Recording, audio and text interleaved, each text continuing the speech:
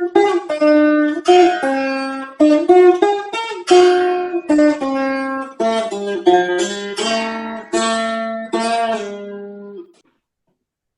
నమ శాంతాయ దివ్యాయ సత్యధర్మస్వరూపిణే స్వానందామృతతృప్తాయ సుందరాయ నమో నమః. మనం ఛాందోగ్యానికి సంబంధించినటువంటి భాగాన్ని చదువుతాం. దాంట్లో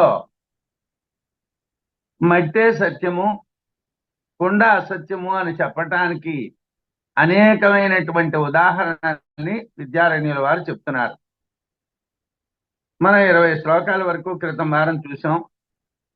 21వ శ్లోకంలో ఇక్షౌ రసః అస్తి రుజీషంచ రసం గృహ్ణాతి బుద్ధిమాన్ న రుజీషమేవం కుంభేపి మృద్భాగే యుక్త ఆదరః. లోకంలో రుజీషము అంటే బూర్ల మూకుడు అని మామూలు అర్థం. సాధారణంగా పూర్వకాలంలో చెరుకు రసం తీసి ఆ రసాన్ని పెద్ద తావాలంటారు, పెద్ద మూకుళ్ళలో పోసి మరిగించి దాన్ని బెల్లంగా మార్చేవాళ్ళు పూర్వకాలంలో. అదే విషయాన్ని ఆయన తీసుకున్నారు. తీసుకొని మనకి అర్థం అవటం కోసం చెప్తున్నారు. ఇక్షౌ అంటే చెరుకు, చెరుకులో రసం. ఇక్షౌ చెరుకునందు రసః అస్తి, రసం ఉంది, చెరుకులో రసం ఉన్నది. రుజీషంచ రసం గృహ్ణాతి. రుజీషంచ, రుజీషము అంటే మూకుడు, మూకుడులోని ఉన్నది. మూకుడులో మనం పోసినటువంటిది ఉన్నది, చెరుకులో స్వతసిద్ధమైనటువంటి రసం ఉన్నది.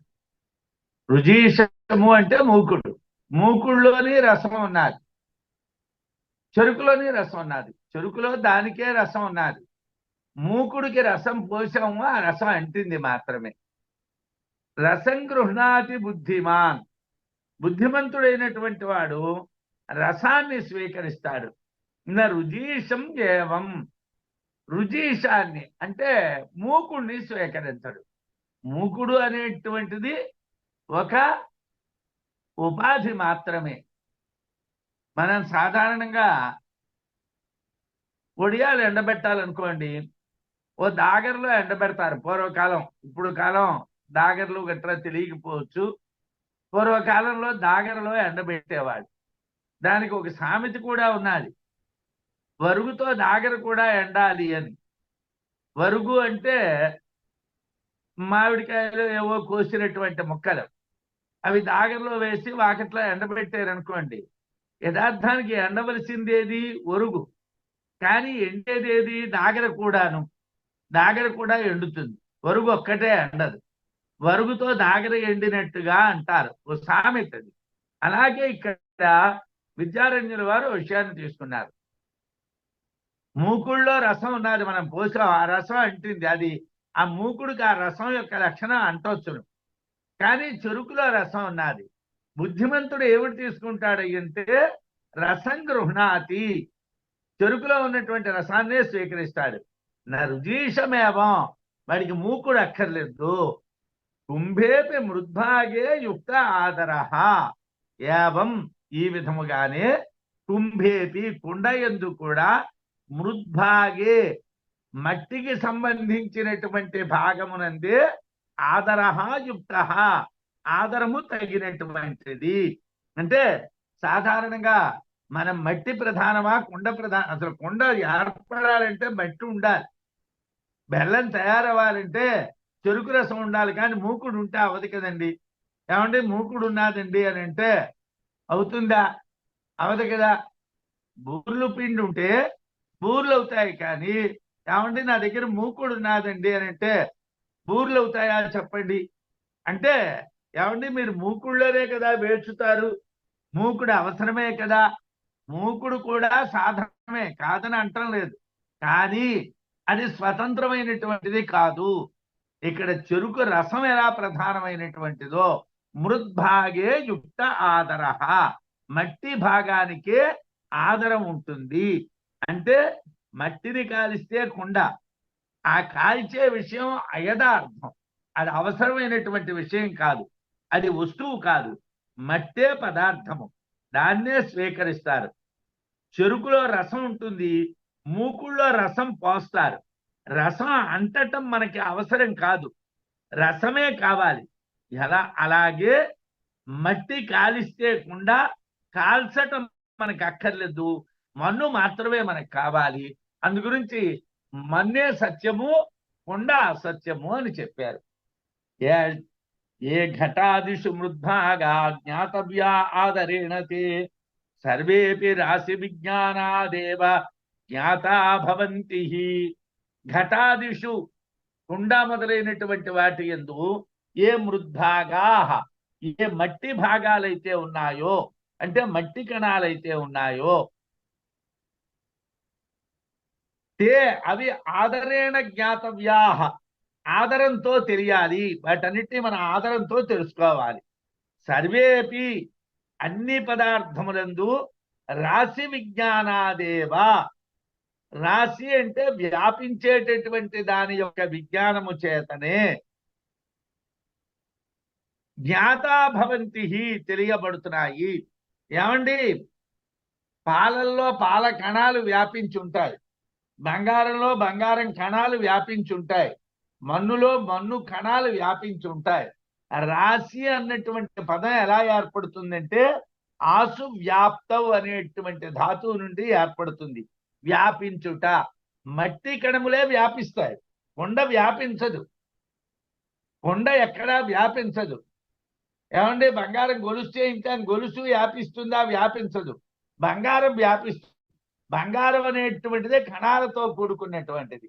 అలాగే లోహములు కణాలతో కూడుకున్నటువంటివి, అలాగే మట్టి కణములతో కూడుకున్నటువంటిది. అందుకోసం సర్వేపి అన్ని పదార్థములు కూడా రాశి విజ్ఞానాదేవా, వ్యాపించేటటువంటి జ్ఞానము చేతనే జ్ఞాతా భవంతి తెలియబడుతున్నాయి. ఏమండి, కుండలో ఏమిటి వ్యాపించున్నదండి? మన్ను వ్యాపించున్నది. ఏమండి, గాజుల్లో ఏమిటి వ్యాపించున్నదండి? బంగారం వ్యాపించున్నది. ఏమండి, వడ్డాణంలో ఏమిటి వ్యాపించున్నదండి? బంగారం వ్యాపించున్నది. ఏమండి, గుణపంలో ఏమిటి వ్యాపించున్నదండి? ఇను యొక్క కణాలు వ్యాపించి ఉన్నాయి. అంటే ఇనుప కణములు యథార్థములు, అలాగే బంగారము యథార్థము, మన్ను యథార్థము, కుండ యథార్థము కాదు, గాజులు యథార్థము కాదు, గుణపము యథార్థము కాదు. ఏ ఘటాదిషు మృద్భాగా జ్ఞాతవ్యా, ఏవైతే ఘటాదిషు కుండ మొదలైనటువంటి వాటి యందు వ్యాపించినటువంటి మృద్భాగా, మట్టి భాగము కలిగినటువంటిదో తే ఆదరేణ జ్ఞాతవ్యా, వాటిని మనం జాగ్రత్తగా తెలుసుకోవాలి, మనం వాటిని జాగ్రత్తగా గుర్తించాలి. తే సర్వేపి రాశి విజ్ఞానాదేవ జ్ఞాతా భవంతి, అన్నీ కూడా లోకంలో రాశి విజ్ఞానము చేతనే, అంటే కణముల యొక్క వ్యాప్తి చేతనే తెలియబడుతున్నాయి. కణముల యొక్క వ్యాప్తి చేతనే అన్నీ తెలియబడుతున్నాయి. అంటే అంతటా వ్యాపించినటువంటి కణముల వలననే తెలియబడుతున్నాయి. పదార్థాలు వాటిలో ఉన్నటువంటి కణముల యొక్క సమూహ వ్యాప్తి చేతనే తెలియబడతాయి. కుండ మొదలగు వాటిలో మట్టి కణములు వ్యాపించటం వలన తెలియబడతాయి. అందువలన మన్ను సత్యము, కుండ అనృతము. మృద ఐక్యేపి సర్వత్వం ఆకారైస్తదుపాధిభిః నిరుపాధిక విజ్ఞానాత్ సర్వోపహిత ధీర్భవేత్. ఏమంటే మృద ఐక్యేపి, మృద మట్టికి, ఐక్యేపి ఏకత్వమే ఉన్నప్పటికీ, తదుపాధిభిః దానికి ఉపాధులైనటువంటి ఆకారై ఆకారముల చేతను సర్వత్వం అనేకత్వము, అన్ని వస్తువులు అనేటువంటి బుద్ధి కలుగును.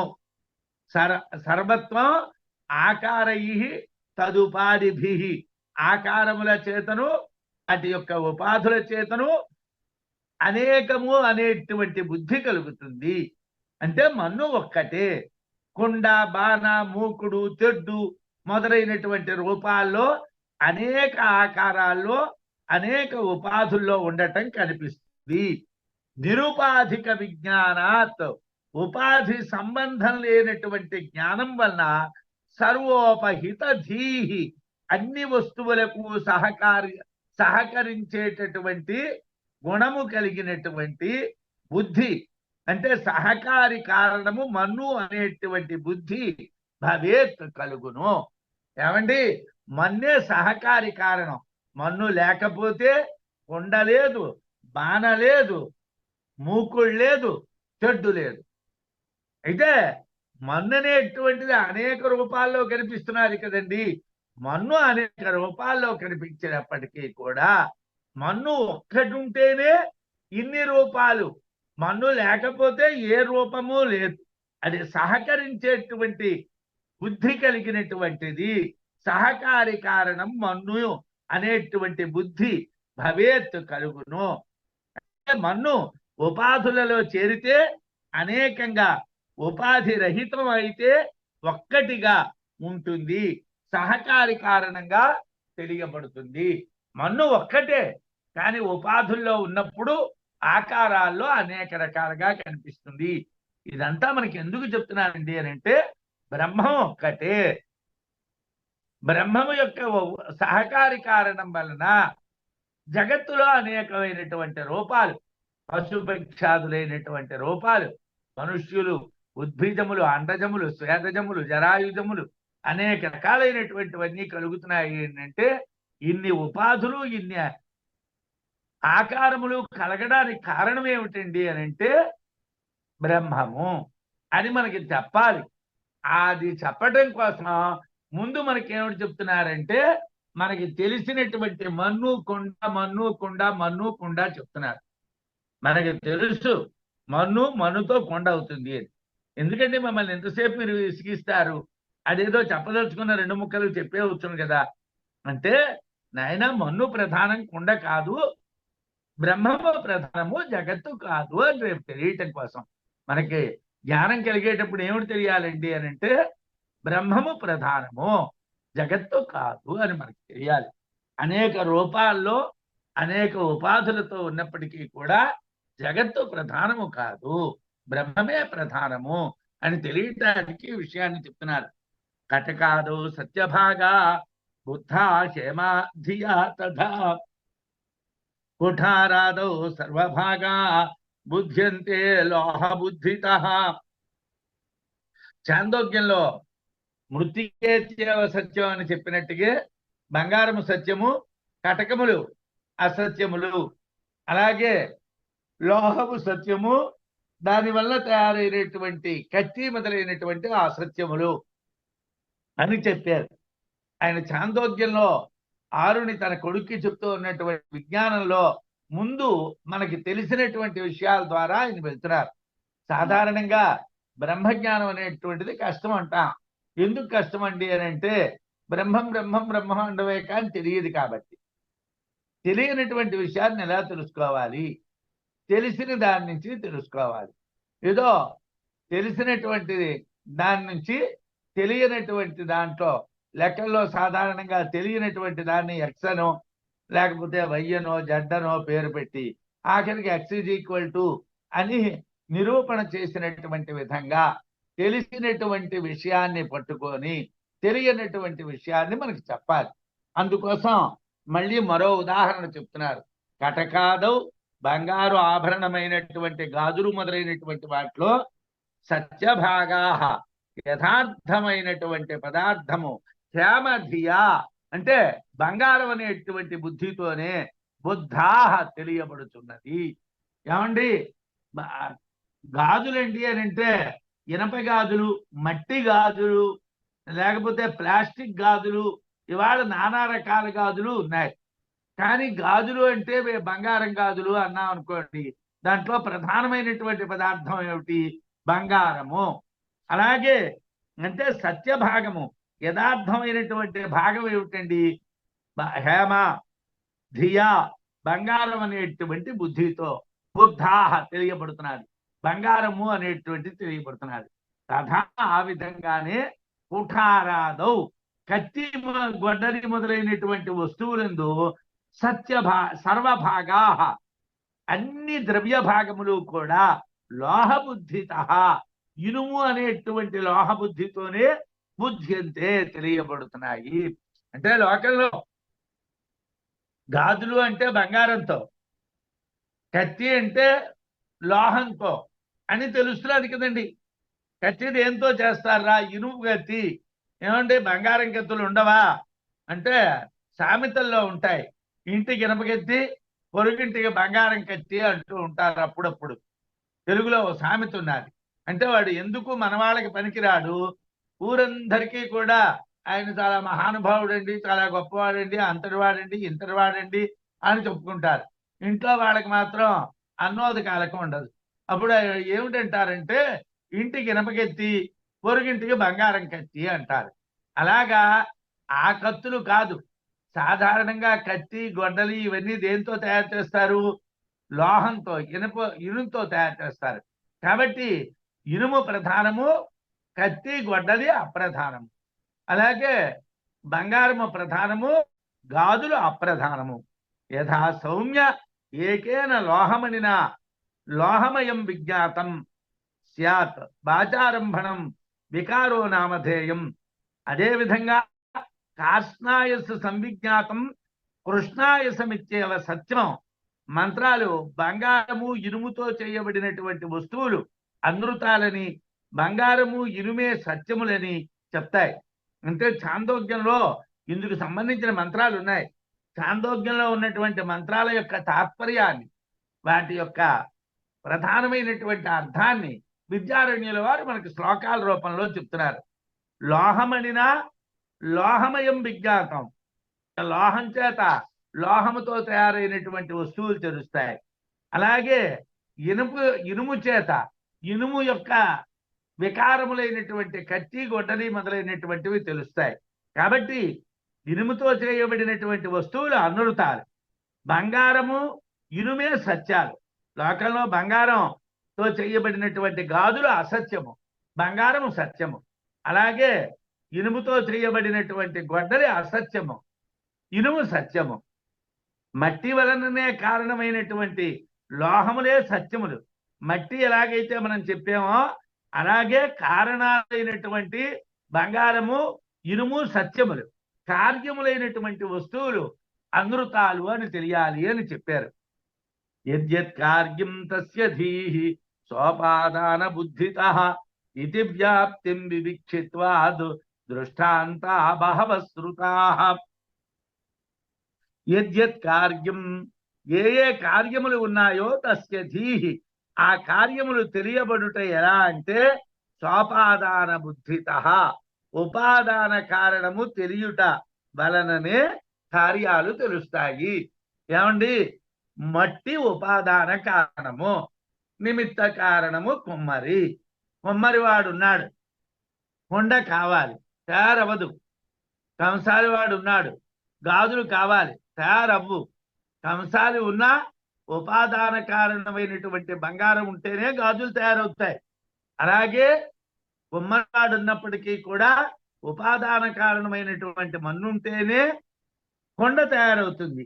అందువలన యద్యత్ కార్యం, లోకంలో ఎన్ని కార్యాలు ఉన్నాయో, ఎన్ని రకాలైనటువంటి వస్తువులు తయారవుతున్నాయో తస్య ధీః, ఆయా కార్యముల్ని ఎలా తెలుస్తామండి అని అంటే సోపాదాన బుద్ధితః, ఉపాదాన కారణాన్ని తెలిస్తే అవన్నీ తెలుస్తాయి.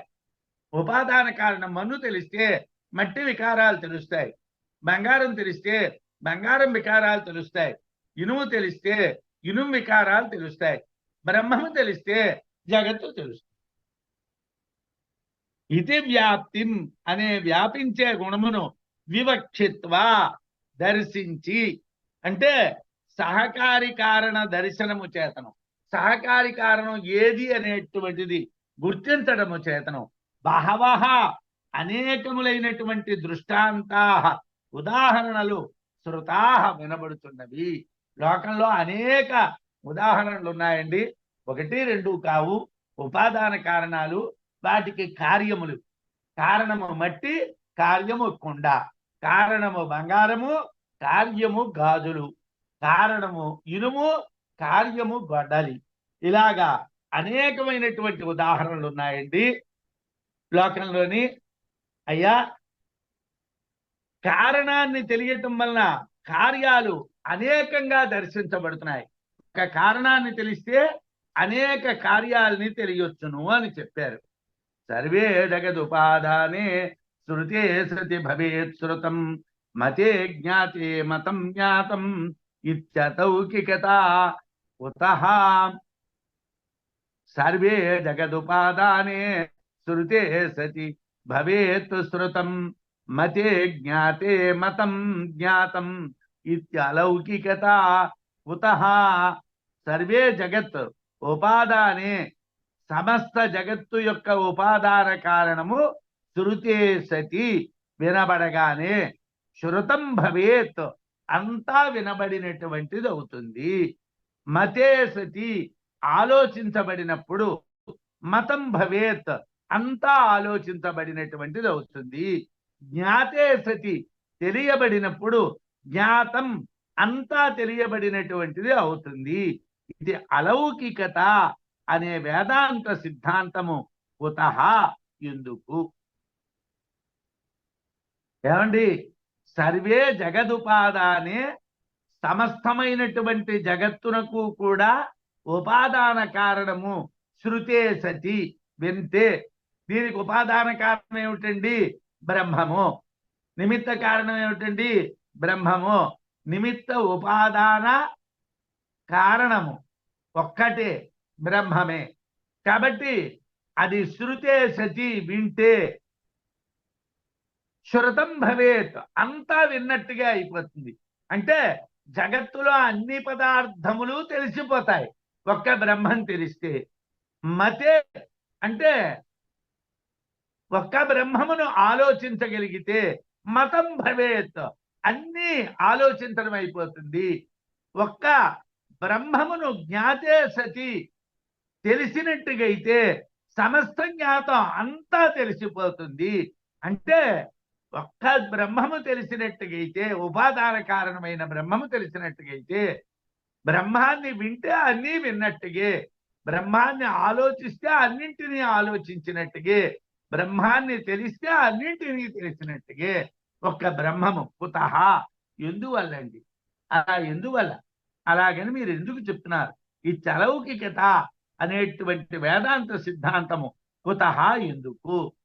జగత్తు యొక్క ఉపాదాన కారణం వింటే జగత్తునంతా విన్నట్టుగే, జగత్తు యొక్క ఉపాదాన కారణాన్ని ఆలోచిస్తే అంతా ఆలోచించినట్టుగే, జగత్తు యొక్క ఉపాదాన కారణం తెలిస్తే అంతా తెలిసినట్టుగే అని వేదాంత సిద్ధాంతంలో ఎందుకు చెప్పారు? సర్వం శృతం, సర్వం మతం, సర్వం జ్ఞాతం భవతి.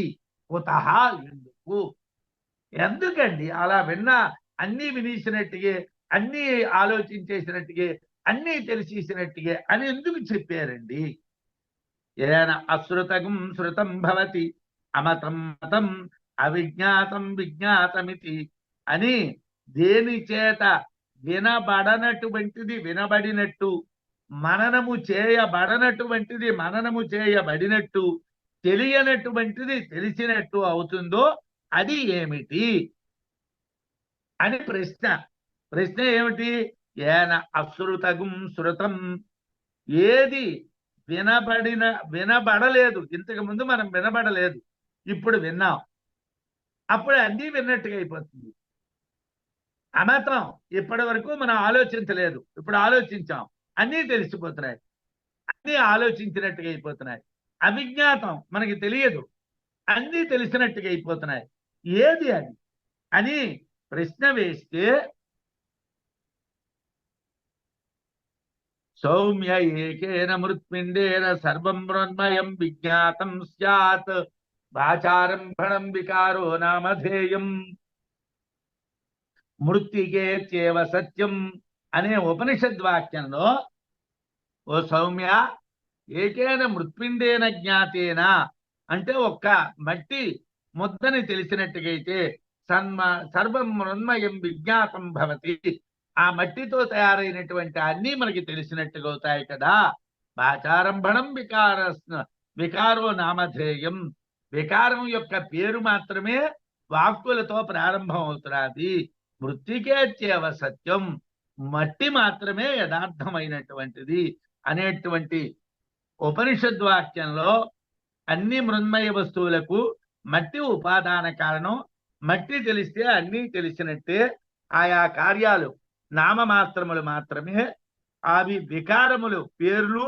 అందువలన మట్టే సత్యము అని చెప్పారు కదా.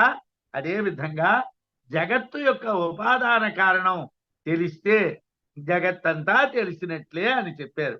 ఇక్కడ శృతం మతం విజ్ఞాతం ఎందుకన్నారంటే జగత్తుకు ఉపాదాన కారణమైనది నామరూపాత్మకం కాదు కనుక వినబడదు, అలాగే మననం చెయ్యబడదు, తెలియబడదు. ఏమంటే బ్రహ్మము మన్నున్నది, మన్ను శృతం అనక్కర్లేదు, మన్ను దృష్ట అనొచ్చు. ఎందుకోసం? మన్ను పదార్థం కనిపిస్తున్నారు, అలాగే సువర్ణం కనిపిస్తున్నది, అలాగే ఆయసం కనిపిస్తున్నది, అంటే ఇనుము కనిపిస్తున్నది, బంగారం కనిపిస్తున్నది, మన్ను కనిపిస్తున్నది. కాబట్టి ఇక్కడ శృతం మతం విజ్ఞాతం అనక్కర్లేదు. ఎందుకంటే ఎదురుకుండా పదార్థం ఉన్నది, పదార్థంతో తయారు చేయబడినటువంటి వస్తువు ఉన్నది, రెండూ ఉన్నాయి. ఈ పదార్థాన్ని తెలిస్తే అన్ని వస్తువులు తెలిసినట్టుగా అని చెప్పాం, అర్థమైపోయింది. కానీ బ్రహ్మం దగ్గరికి వచ్చేటప్పుడు అలా కాదు కదండి. జగత్తుకు ఉపాదాన కారణమైనటువంటి బ్రహ్మము నామరూపాత్మకం కాదు, దానికి పేరు లేదు, రూపం లేదు. ఏమండి ఏమిటండి అది? బ్రహ్మం. ఏమిటండి బ్రహ్మం? బ్రహ్మం బ్రహ్మం బ్రహ్మం బ్రహ్మం బ్రహ్మం. ఏమిటి బ్రహ్మం అంటే? అది వినబడదు, అది మననం చేయబడదు, అది తెలియదు. అశ్రుతం అమతం అవిజ్ఞాతం. కాబట్టి దానిని వింటే, దాన్ని వినడం ఎలాగండి అంటే బ్రహ్మజ్ఞానం కలిగినటువంటి వాళ్ళ వల్ల బ్రహ్మాన్ని గురించి మనం వినాలి. కేనోపనిషత్తులో చెప్పుకున్నాం, మేము మా పూర్వ ఆచార్యుల దగ్గర ఈ విషయాలు విన్నాము అని. నీకెలా తెలిసిందయ్యా అంటే మా పూర్వాచార్యులు చెప్పారు, మేము విన్నాం. వినాలి, తర్వాత దాన్ని ఆలోచించాలి, ఆ తర్వాత దాన్ని తెలుసుకోవాలి. తెలుసుకుని అనుభూతి కావాలి. తెలుసుకోవడం అనుభూతిలోనే తెలుసుకోగలం, కానీ బ్రహ్మాన్ని ప్రత్యక్షంగా నామరూపాత్మకంగా తెలియలేము. ఆ విషయాన్ని బృహదారణ్యకంలో ఆర్తభాగ బ్రాహ్మణంలో యాజ్ఞవల్క్య మహర్షి ఆర్తభాగుడికి చెప్పారు, ఎదురుకుండా చూపించమంటే అది గుర్రంలాగా లేకపోతే ఆవులాగా కుదరదయ్యా, అది దర్శించవలసినటువంటి వస్తువు కాదయ్యా అని చెప్పారు. ఆ ఉపాదాన కారణాన్ని మననం చేస్తే అన్ని కార్యాలను మననం చేసినట్టే. ఆ ఉపాదాన కారణాన్ని వింటే జగత్తులో ఉన్న వస్తువులన్నింటినీ విన్నట్టుగే. ఆ ఉపాదాన కారణాన్ని మననం చేస్తే అన్ని కార్యాలను మననం చేసినట్టుగానే. ఆ ఉపాదాన కారణం మనకి తెలిసినట్టుగా అయితే అన్నీ తెలిసినట్టుగే అని వేదాంతంలో ఎందుకు చెప్పారో వివరిస్తున్నారు. శ్రవణం గురు శాస్త్రాభ్యాం మననంతు స్వయుక్తభి విజ్ఞానం స్వానుభూత్యేతి శ్రవణాదేహే అసంకర. ఏమండి? శ్రవణం అంటారు, మననం అంటారు, అలాగే విజ్ఞానం అంటారు. ఏమిటి గోలండి? మాకు ఉన్నది ఒక్కటే విషయం కదండి, దాన్ని శ్రవణం చేస్తే సరిపోదా అండి? మేము వినేసాం చాలు కదా అంటే కుదరదురా నాయన. నేను అప్పుడప్పుడు మీకు చెప్తూ ఉంటాను, మీరు 2 సార్లు 3 సార్లు వినండి, ఆలోచించండి అని. అంటే గురువుగారు ఏదో చెప్తున్నారని మీరు కూడా చాలా జాగ్రత్తగా దాన్ని తీసుకుంటారు. ఎందుకంటే అలా కాదు చెప్తున్నారు విద్యారణ్యుల వారు. శ్రవణం గురు శాస్త్రాభ్యాం. శ్రవణం అనేటువంటిది గురువుల ద్వారా, శాస్త్రం ద్వారా. నువ్వు రోజు గురువుగారి దగ్గర కూర్చొని గురువుగారు చెప్తూ ఉంటే నేను వింటేనే నాకు ఎక్కుతుందండి బుర్రకంటే. గురువుగారు కొంతసేపు ఏదో చెప్తారు, కొంత లోతైన విషయాన్ని చెప్తారు, శాస్త్రాన్ని చెప్తారు. ఆ రెండు పనులు, శాస్త్రము గురువు ఏమిటి చేస్తారంటే శ్రవణం చేస్తారు.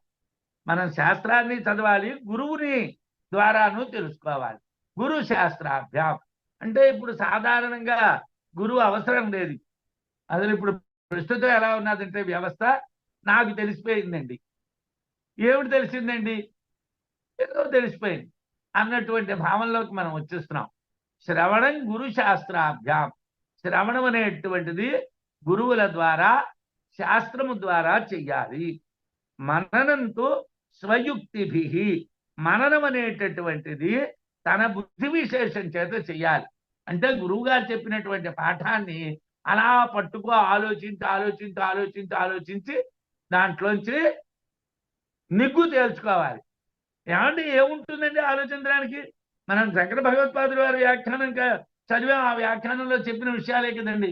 ఒకవేళ భగవత్పాదుల వారి వ్యాఖ్యానమే పరిపూర్ణమైతే భగవత్పాదుల వారే నేను రాసినటువంటి బ్రహ్మసూత్ర వ్యాఖ్యానానికి ఎవరైనా వార్తికాలు రాస్తే బావుడును అన్నారట శిష్యులతో. అంటే స్వామి మీరు ఎవరు రాయమంటే వాళ్ళు రాస్తారన్నారు. అంటే అయితే సురేశ్వరాచార్యులు రాయమందామయ్యా అన్నారట. అంటే సురేశ్వరాచార్యులు మండన మిశ్రుని యొక్క ఆ సన్యాస దీక్ష పేరు. ముందు జన్మలో ఆయన అంటే ముందు ఆశ్రమంలో ఆయన మండన మిశ్రుడు అని గృహస్థుడు.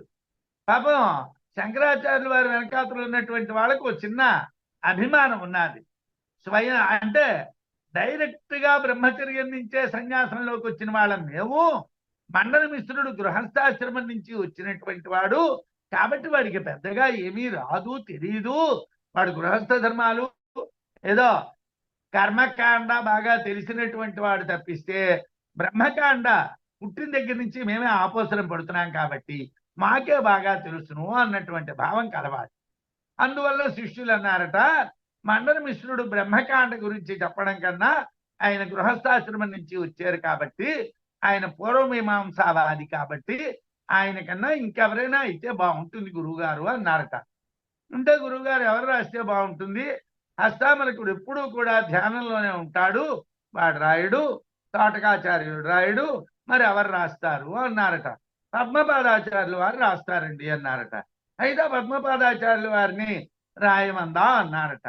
అయితే భగవత్పాదుల వారి యొక్క ఇచ్ఛ అందుకు అనుగుణంగా లేదు కాబట్టి 5 అధ్యాయాలకి మాత్రమే పద్మపాదాచార్యుల వారు వివరణ రాసిన తరువాతను మిగతా 3 అధ్యాయాలకి రాయబడలేదు. 8 అధ్యాయాలు బ్రహ్మసూత్రాలు, దాంట్లో 5 అధ్యాయాలకే రాశారు కాబట్టి దానికి పంచపాదిక అని పేరు.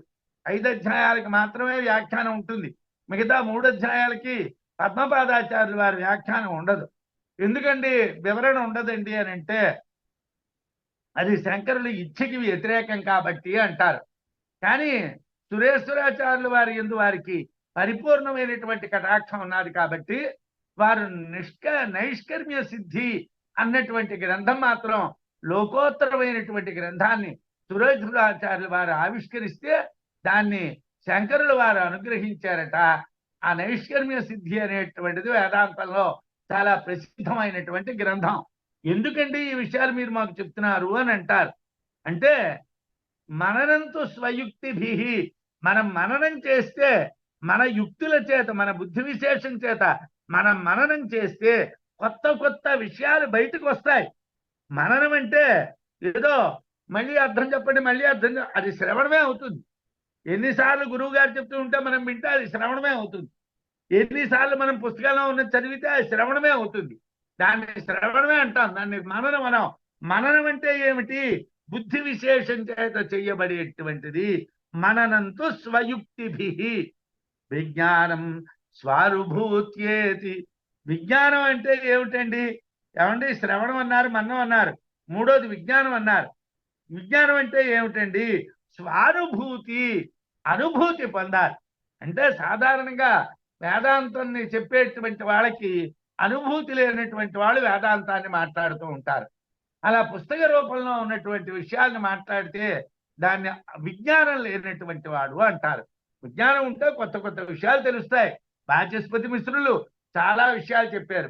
అలాగే ప్రతి ఆచార్యుడు కొత్త విషయాలు చెప్పారు.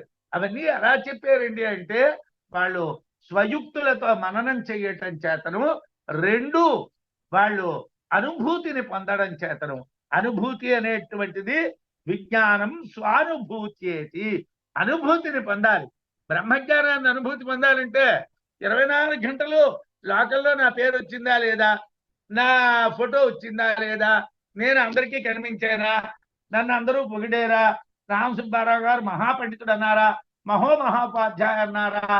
లేకపోతే ఆయన ఇంకేదో అన్నారా? ఈ వధవగాల్లో నేనుంటే నాకు అనుభూతి ఎక్కడ కలుగుతుందండి? నాకు బ్రహ్మానుభూతి కావాలంటే లోకానుభూతి వదిలియాలి.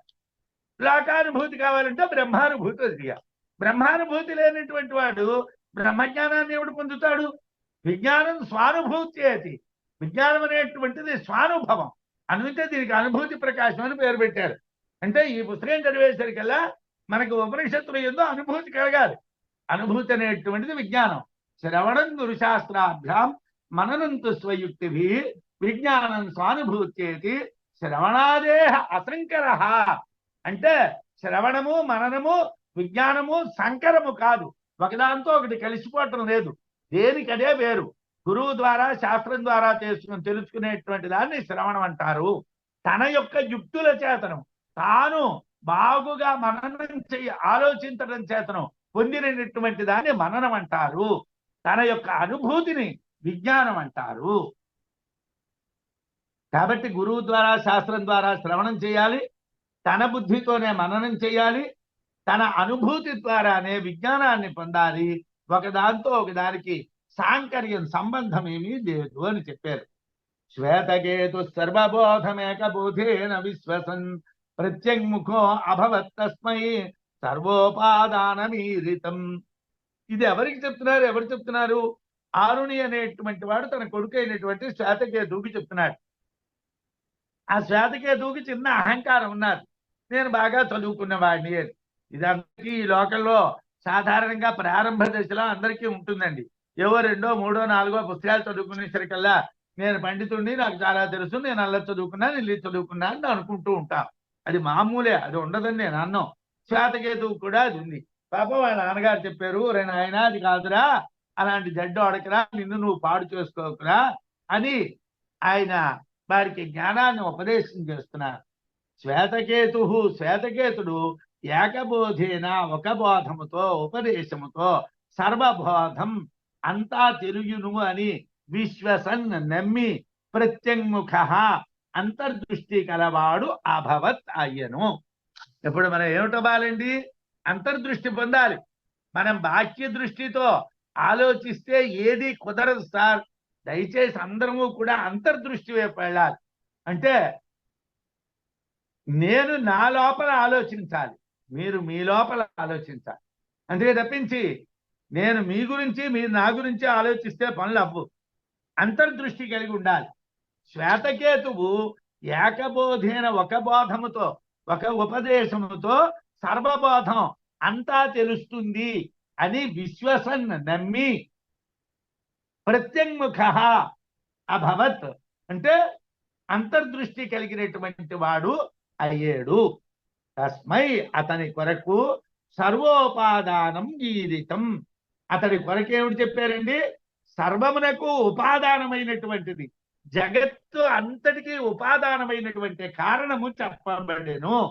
శ్వేతకేతుడు ఒకటి తెలిస్తే అంతా తెలుస్తుంది అని తన గురువు తండ్రి అయినటువంటి ఆరుని చెప్పిన మాటల్ని నమ్మాడు. అతను కూడా జగత్తంతటికీ కూడా ఉపాదాన కారణాన్ని చెప్పాడు.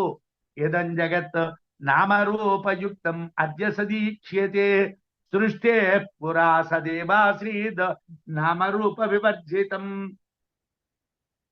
అద్య అంటే ఇప్పుడు, ఇదం జగత్ నామరూపయుక్తం, ఈ జగత్తంతా కూడా నామరూపాలతో కూడినటువంటిది. సత్తుగా ఈక్ష్యతే చూడబడుతున్నది. అంటే ఇప్పుడు ఈ జగత్తంతా కూడా నామరూపాలతో కూడుకున్నటువంటి సత్తుగా చూడబడుతున్నది. సృష్టే పురా అంటే సృష్టికి ముందు నామరూప వివర్జితం, నామరూపములు లేనటువంటి సత్తు ఏవ ఆసీత్, సత్తుగానే ఉన్నది. అంటే సృష్టికి ముందర సత్తే, సృష్టి సత్తే. కాకపోతే అప్పుడు నామరూపములు లేనటువంటి అవ్యాకృతమైనటువంటి సత్తు సృష్టికి ముందర. సృష్టి ఇప్పుడు అంటే సృష్టి జరిగిన తరువాత ఆ సత్తు నామరూపాల రూపంలో ఉన్నది. నామరూపాల రూపంలో ఉన్న సత్తు ఏదైతే ఉన్నదో ఈ సత్తే అవ్యాకృతంగా నామరూపాలు లేకుండా సృష్టికి ముందర ఉన్నది. ఇదం జగత్, ఈ జగత్తంతా కూడా అద్య ఇప్పుడు నామరూపయుక్తం, నామరూపాలతో కూడుకున్నటువంటిది. సత్ సత్తుగా ఈక్ష్యతే చూడబడుతున్నది. మనందరం చూస్తున్నాము. సృష్టే పురా, సృష్టికి ముందు నామరూప వివర్జితం, నామరూపములు లేనటువంటిది సత్యేవ ఆసీత్, సత్తుగానే ఉన్నది. సదేవ సౌమ్యేదమగ్ర ఆసీత్ ఏకమేవ అద్వితీయం సత్వే, సౌమ్యేదమగ్ర ఆసీత్ ఏకమేవ అద్వితీయం అని ఆ ఛాందోగ్యంలో సత్తే అన్నింటికీ కారణం. సత్తే ఉన్నది, సత్తే ముందు ఉన్నది, ఇప్పుడు ఉన్నది. ఇప్పుడు ఉన్నటువంటిది సత్తే, సృష్టికి ముందర ఉన్నటువంటిది సత్తే. సత్తు నుండే సత్తు కలిగింది. దీన్ని సద్భావవాదం అంటారు. కొంతమంది అసద్భావవాదం కలిగిన వాళ్ళు ఉన్నారు లోకంలో. అంటే శూన్యవాదులు అంటారు వాళ్ళని, బౌద్ధులు అంటారు.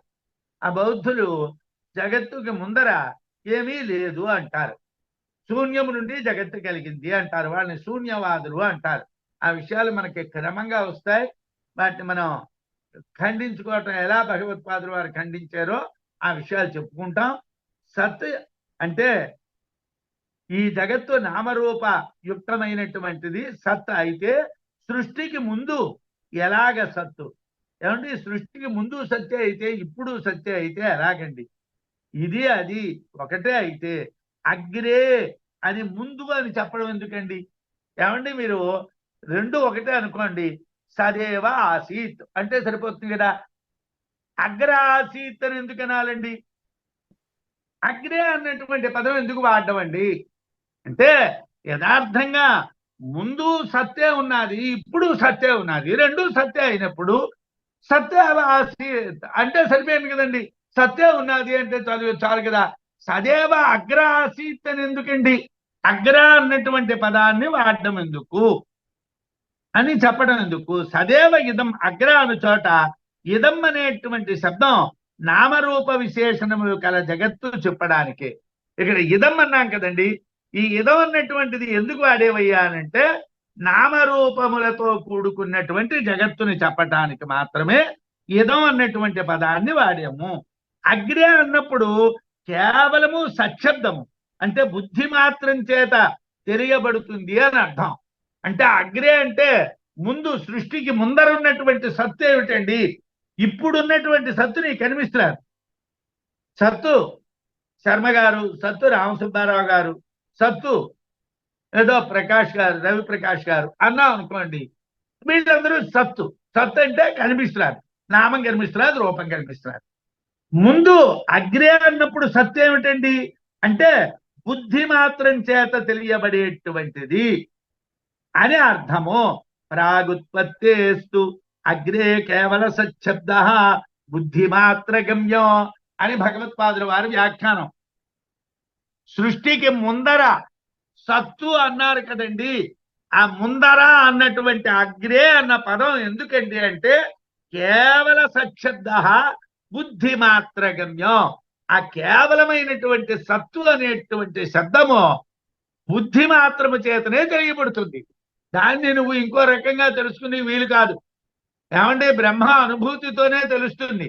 ఏమంటే బ్రహ్మాన్ని మీరు ఎలా పొందారో నాకు చూపించండి. అదే చూపించడానికి నేను వస్తువు కాదు తీసి బయట పెడితే వాడు చూసి ఓహో చూశానండి బాగున్నదండి అన్నాను. అది బుద్ధి మాత్ర గమ్యం. అది అనుభూతిలోనే తెలుస్తుంది. అది ఇంకో మార్గంలో తెలియదు. ఆ సత్తు ఏది?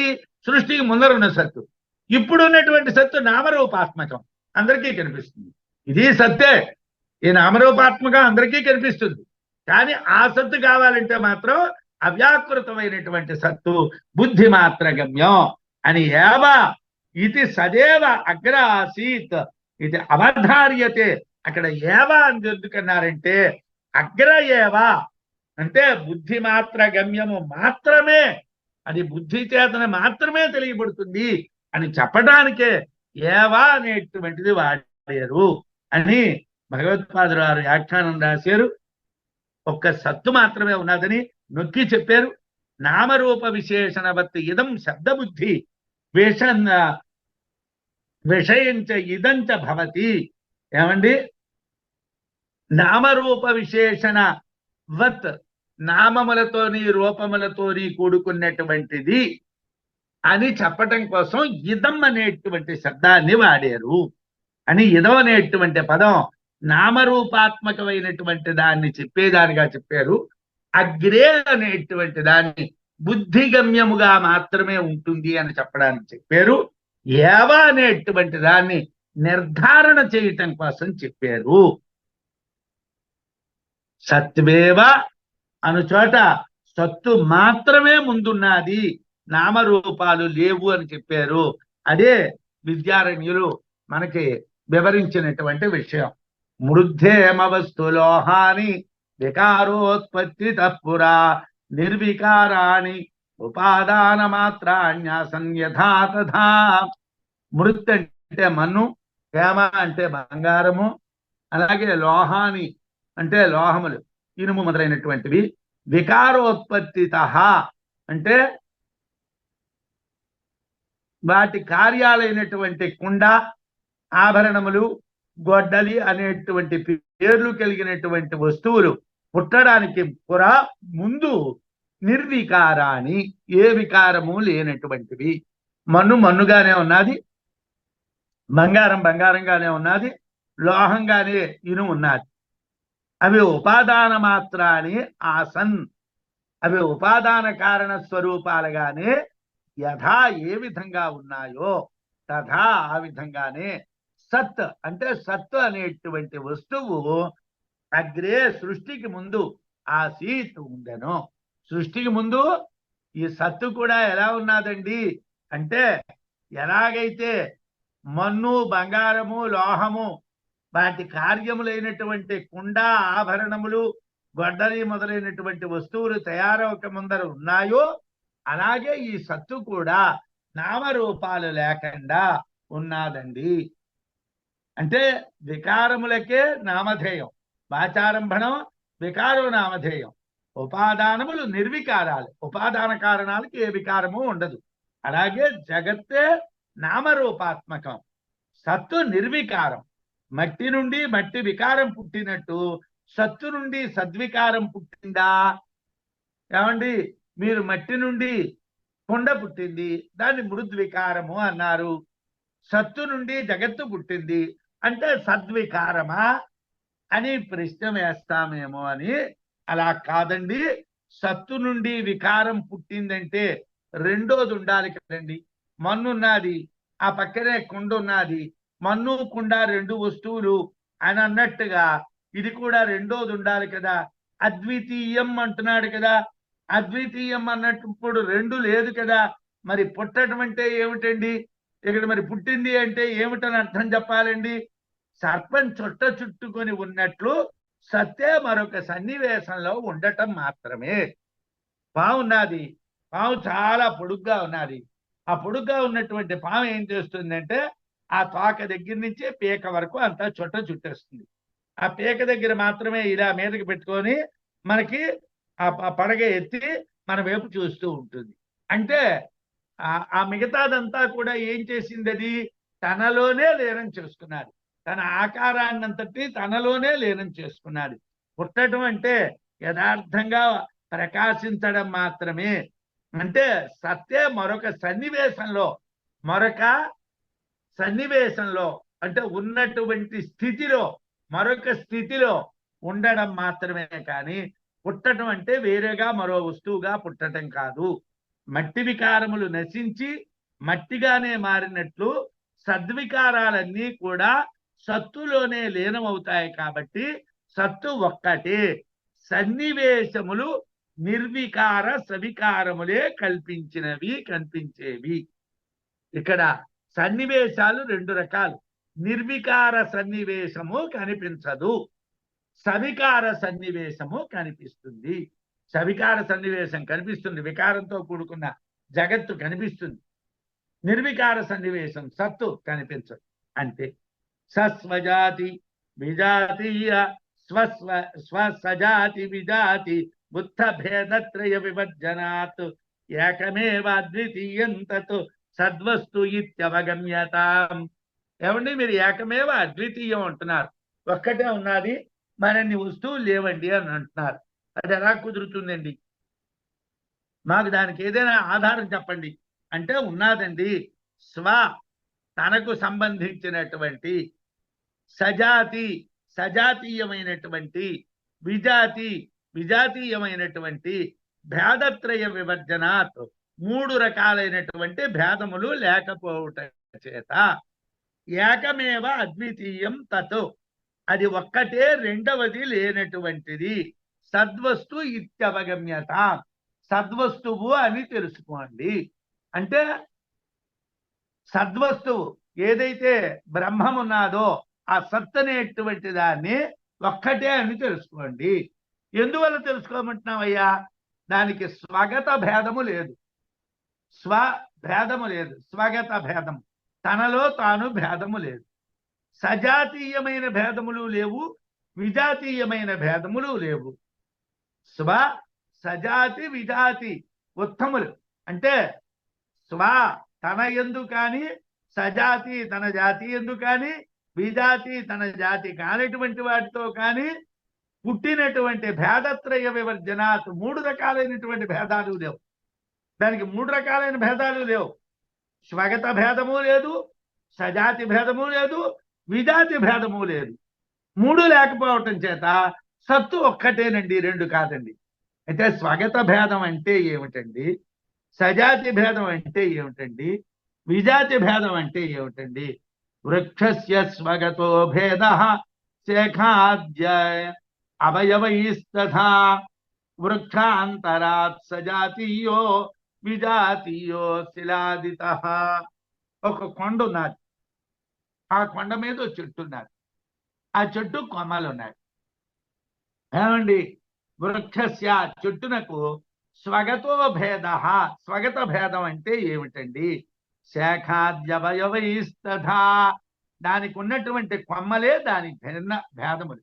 ఏమండి? తండ్రి ఒక ఆయన ఉన్నాడు, ఆయనకి 4 కొడుకులు ఉన్నారు. స్వగత భేదము అంటే తాను తన పుత్రులు. అవేమిటండి? స్వగత భేదం అంటే వాడే వాడి పిల్లలు. ఏమండి? ఆయన పిల్లలు, స్వగత భేదం. సజాతీయం అంటే ఏమిటండి? వృక్షాంతరాత్ సజాతీయ. ఈ మనుష్యుడు కాకుండా మనోమనుష్యుని ఎందుకు పుట్టినటువంటి పిల్లలు అతన్ని స్వజాతి అంటే వాడు మనుష్యుడే వీడు మనుష్యుడే, సజాతి. అలాగే వృక్షాంతరాత్ చింత చెట్టు చింత కొమ్మ, ఇది స్వగత భేదం. చింత చెట్టు ఉన్నది, దానికి కొమ్మ ఉన్నది, అది స్వగత భేదం. కొబ్బరి చెట్టు ఉన్నది, దానికి మట్ట ఉన్నది, స్వగత భేదం. ఏమండి? ఏదో మామిడి చెట్టు ఉన్నది, కొమ్మ ఉన్నది, అది స్వగత భేదం. అలా కాకుండా వృక్షాంతరాత్ సజాతీయ అంటే మామిడి చెట్టు చింత చెట్టు వేరు, రెండు చెట్లే కానీ వేరు, అది సజాతీయ భేదం. మామిడి చెట్టు సపోటా చెట్టు వేరు, అలాగే జీడి చెట్టు సపోటా చెట్టు వేరు, అలా వేరు వేరు చెట్లు. ఈ చెట్లు వృక్షాంతరాత్ మరో చెట్టు చేతను సజాతీయ అంటే సజాతి భేదం అనేటువంటిది కలుగుతుంది. విజాతీయ అంటే ఏమిటండి? ఏమండి? ఇవన్నీ ఎక్కడ పుట్టాయండి? కొండ మీద ఉన్నాయి. అయితే కొండ చెట్టు సజాతీనా? కాదండి, కొండ వేరండి. కొండ విజాతి. అంటే కొండ యొక్క పుట్టుక వృక్షము యొక్క పుట్టుక ఒక రకం కాదు. వృక్షములు ఉద్భిజములు, మనుష్యులు జరాయుజములు, కీటకములు స్వేదజములు, స్వేదజములు జరాయుజములు ఉద్భిజములు, అండజములు పక్షులు. ఇలా వేరు వేరు అంటే ఒకదాని పుట్టుక ఇంకో దాని పుట్టుక సమానం కాదు. కాబట్టి చెట్టు వేరు, కొండ వేరు. చెట్టులో చెట్టే ఇంకో చెట్టు భేదాన్ని సజాతి భేదం అన్నాం. చెట్టు కొండ విజాతి భేదం అన్నాం. చెట్టుకే ఉన్నటువంటి కొమ్మల్ని స్వగత భేదం అన్నాం.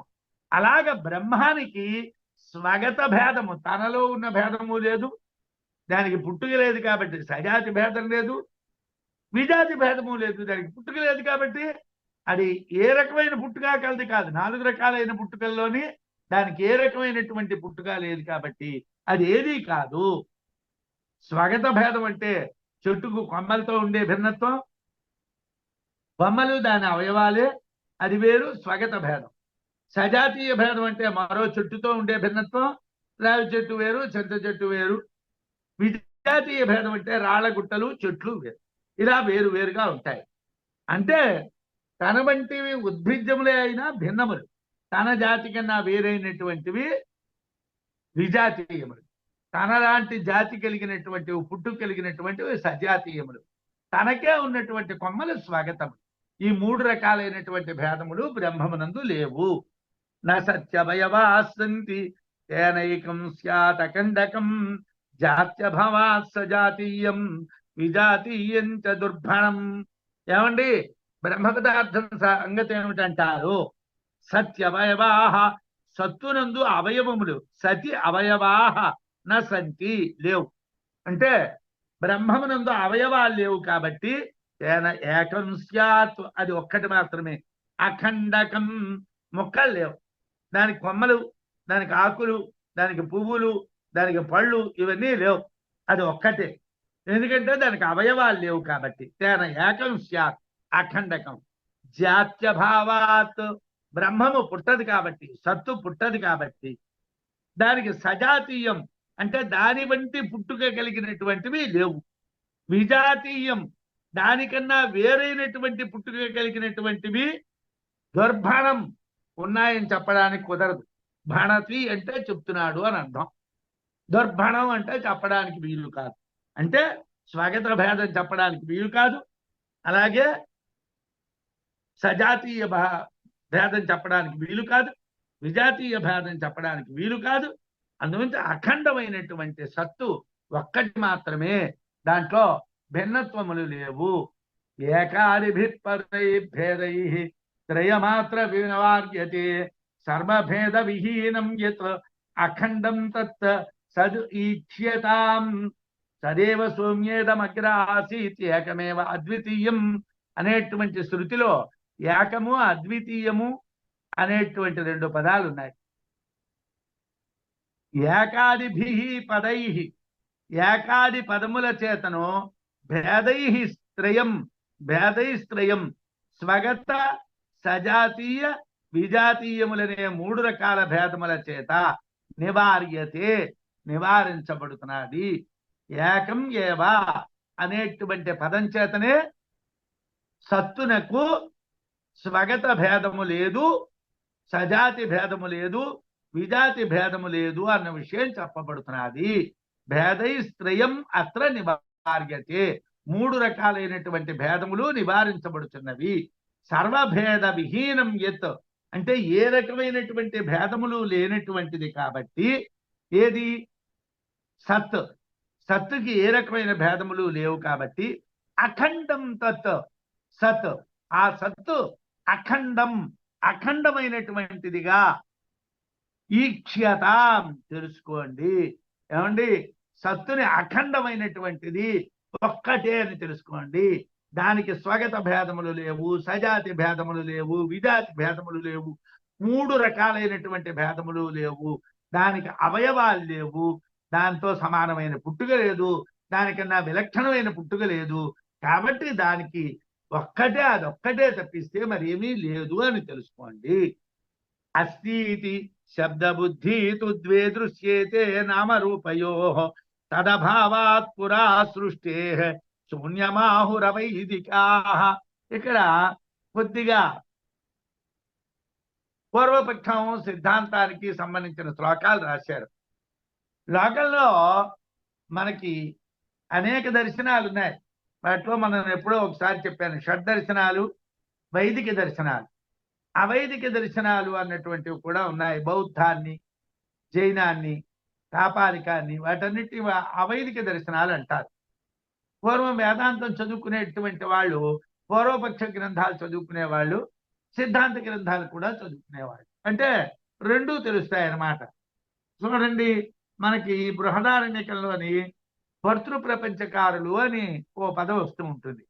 కొంతమంది పాపం తెలియనటువంటి వాళ్ళు అంటే ఈ సిద్ధాంతాలు పూర్వపక్షాలు ఈ గ్రంథాల యొక్క పూర్వపరిచయాలు లేనటువంటి వాళ్ళు భర్తృ ప్రపంచకారులు అంటే భర్తృహరి అనుకుంటారు. భర్తృహరి వేరు, భర్తృ ప్రపంచకారులు వేరు. భర్తృ ప్రపంచకారులు బ్రహ్మసూత్రాలకి వార్తికం రాసినటువంటి వాడు. భర్తృహరి అనేటువంటి వాడు వేరు. మనకి లోకల్లో ఆయన సుప్రసిద్ధంగా తెలుసు. ఈ భర్తృ ప్రపంచకారులను అందరికీ తెలియదు. కాకపోతే ఈ భర్తృ ప్రపంచకారులు చెప్పినటువంటి దాన్ని శంకరాచార్యుల వారు ఖండిస్తూ ఉంటారు. సాధారణంగా బృహదారణ్యకం మనం చదివితే బృహదారణ్యకంలో భర్తృ ప్రపంచకారుల యొక్క ప్రసక్తి వస్తూ ఉంటుంది.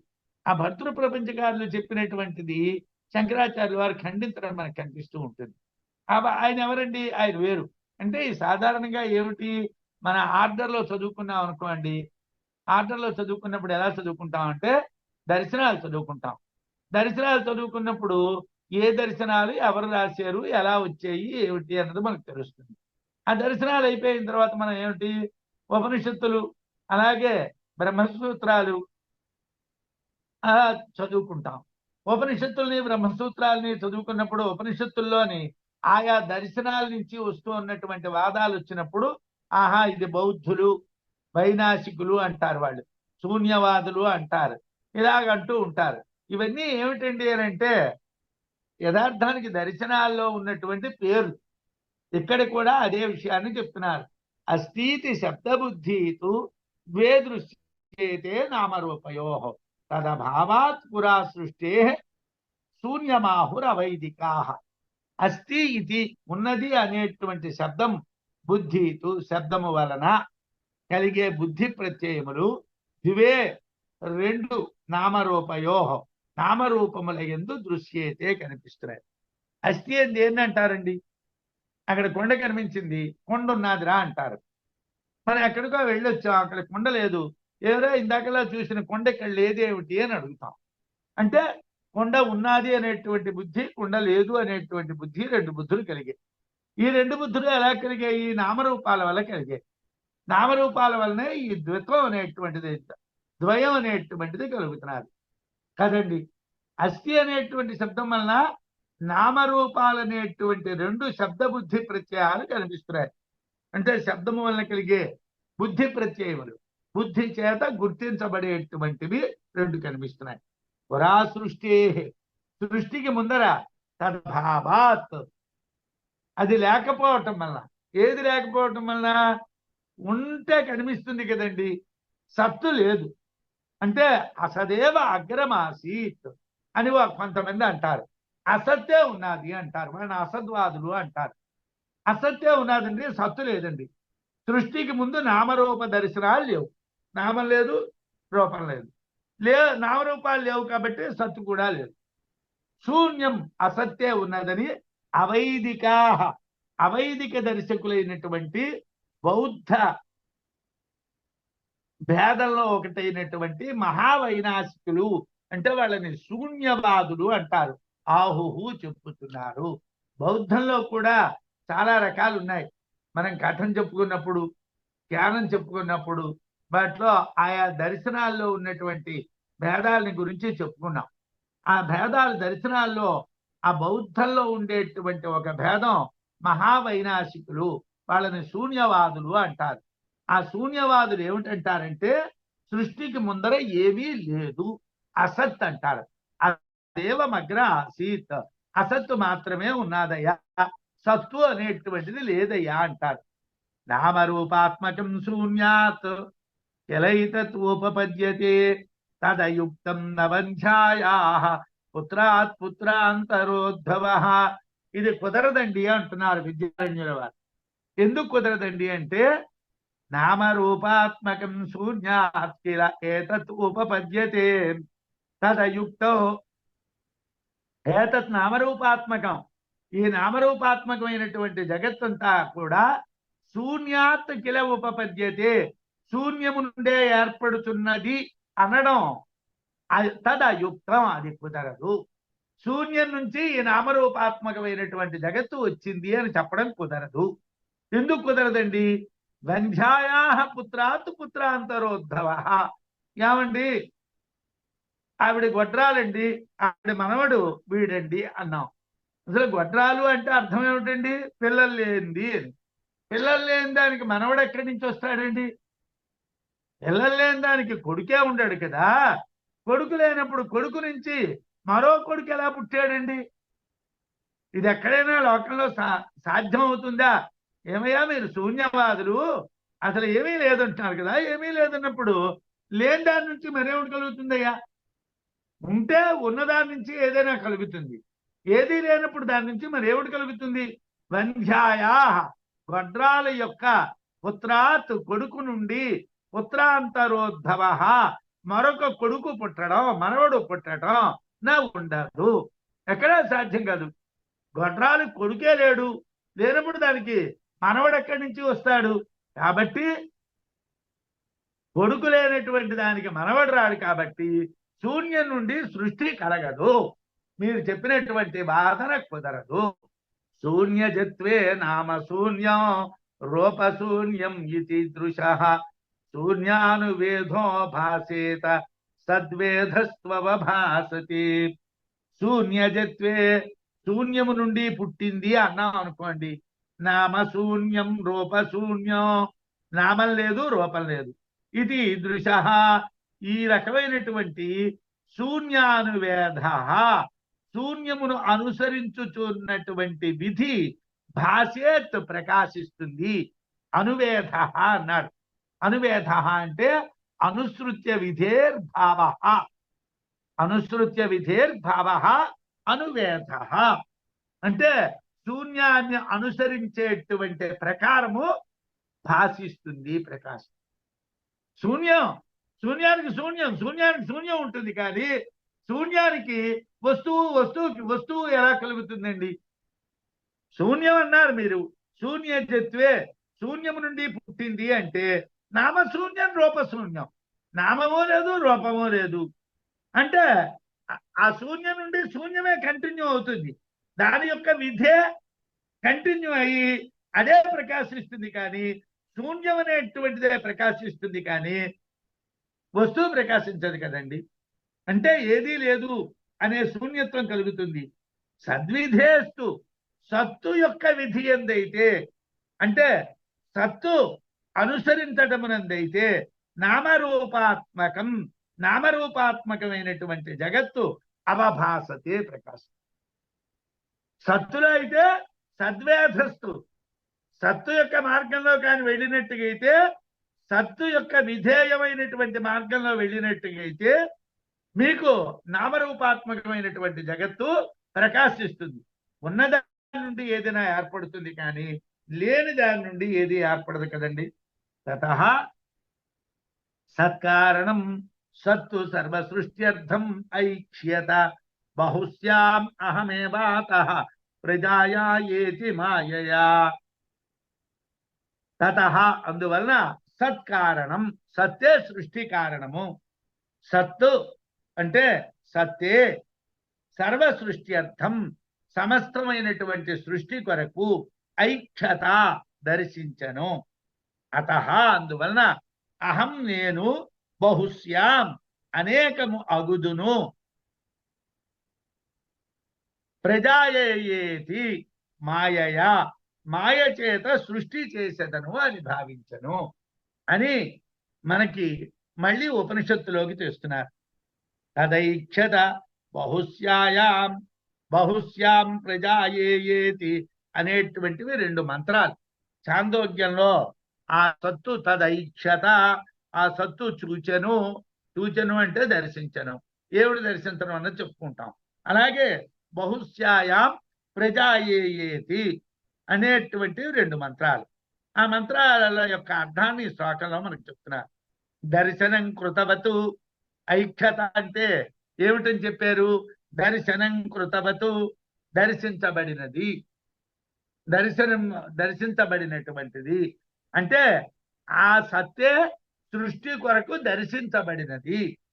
ఆ సృష్టి చూసింది అని అర్థం కాదు, ఆ సృష్టే దర్శించబడ్డాది. దేనికోసం? సృష్టి జరగడం కోసం ఆ సత్తే దర్శించబడ్డాది. ఆ సత్తే దర్శించబడ్డాది, కానీ సత్తు దర్శించింది అని అర్థం కాదు. సత్తు చూసింది అని అర్థం కాదు.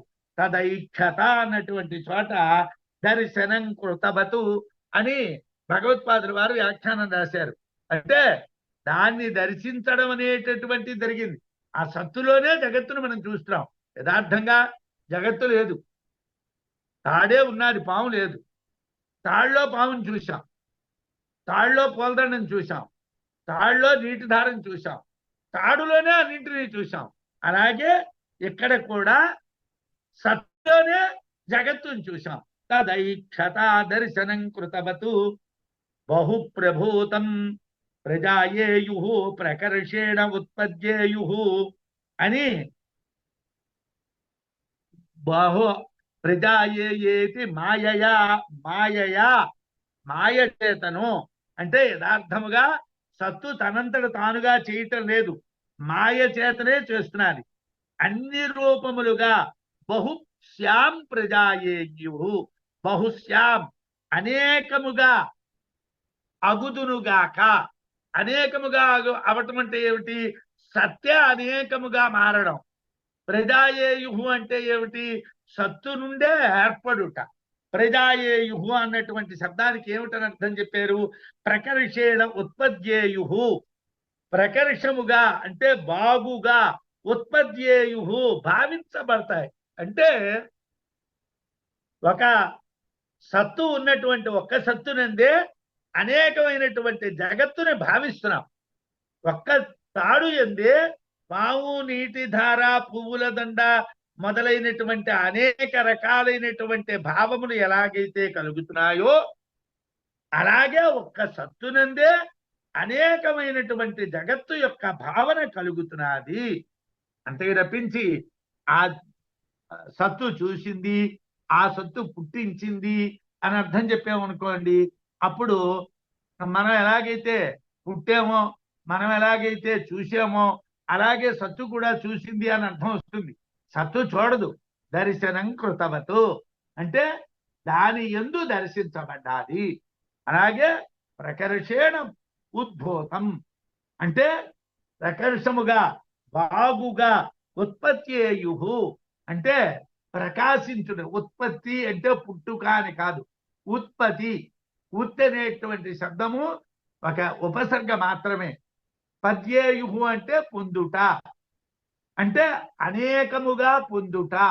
పుట్టుట అన్నటువంటి అర్థం కాదు, అనేకముగా పొందుట. ఆ సత్తునందే అనేకముగా పొందబడుట అనేది జరుగుతున్నది. ఉన్నది ఒక్క సత్తే, ఆ సత్తునందే అనేకమైనటువంటి జగత్తును పొందుట అనేటువంటిది జరుగుతున్నది. అనేకమైన జగత్తును దర్శించుట అనేటువంటిది జరుగుతున్నది అని అర్థం. అయితే ఇవాళ యథార్థానికి ఒక 2 శ్లోకాలు తక్కువగా మనం చెప్పుకోవాల్సి వచ్చింది. ఎందుకంటే రాబోయే 2 శ్లోకాల్లోని కొద్దిగా మనం పూర్వపక్ష సిద్ధాంతాల విషయం మాట్లాడాలి కాబట్టి సమయం పడుతుంది. కాబట్టి మనం మళ్ళీ వారం మిగతా విషయం చెప్పుకుందాం. స్వస్తి.